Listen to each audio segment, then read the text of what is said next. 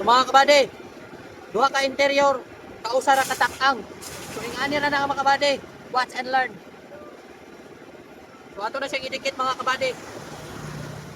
Tapos kinemplate mga kabady, ako ning ginabutangan para ang init dili mo direct sa interior.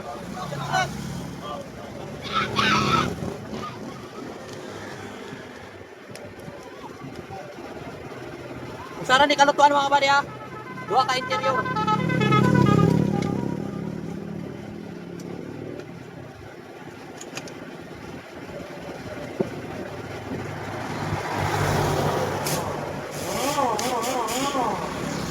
5 minutes later. Mga kabady, ato nang tanawon mga kabady. Hop. Oh, see? Ara mga kabady. Oh, duha ka bukod. Usara kalutuan. Gusto na mga kabady. Kita na mga kabady. Oh. Ara oh, luto kayo na mga kabady, di ba? Wala pa isa mga kabady.